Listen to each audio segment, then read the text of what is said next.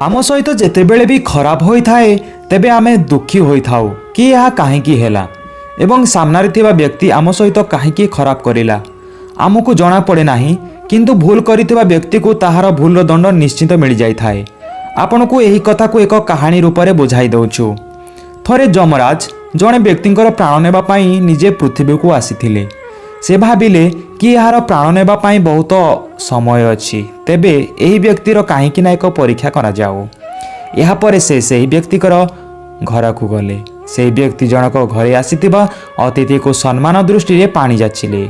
जमराज ताहार अतिथि सेवारे प्रसन्न होई गले एवं से कहिले कि मु जमराज अटे, मु तुमर प्राण नेबाकू आसीछि, किंतु तुमे मते प्रसन्न करि देइछ। जमराज से व्यक्ति को कहिले कि मु तुमको गोटे अवसर देबाको चाहूछि।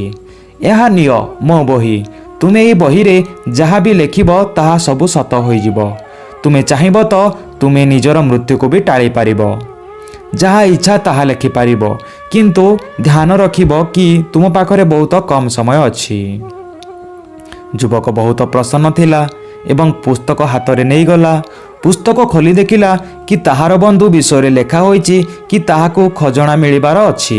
युवक मनरे ईर्षार भावना आसीगला एवं से लेखिदेला कि ताहार बंधु कौनसी खजना न मिलू। तापर पेज रे लेखा होइतिला कि पड़ोसी को चाकरी मिलिबो। पुणी थरे युवा को ईर्षा हैला एवं से लेखिदेला कि से इंटरव्यू रे फेल होई जाऊ। एही भली से आखपाख लोकमानकर विषय लेखिबाकू लागिला। जेतेबेले ताहार पेज आसिला लेखिबा पाई सेतेबेले ताहार समय समाप्त होईगला। जमराज से युवक ठारू पुस्तक नहीं कहिले कि वर्तमान तुमर समय समाप्त, तुमे मो सहित चाल। युवक जनक कांदिबाकू लागिला एवं कहिले कि मते आउ अल्प समय देई दियंतु। जमराज कहिले कि तुम पाखरे पर्याप्त समय थिला, तुमे चाहिथिले किछि भी बदलाई पारिथांत, किंतु तुमे एमिति किछि भी करिलो नाही। तुमे अन्य व्यक्ति ऊपर ईर्षा करिलो एवं जहा फल निजको बर्बाद कर बसिल। एथिरु आमको यही शिक्षा मिलिला कि जेतेबेले तुमको समय मिलुची अन्यर खराब करिया परिवर्ते निजर भल करिवा पाई चिंता करिवा उचित।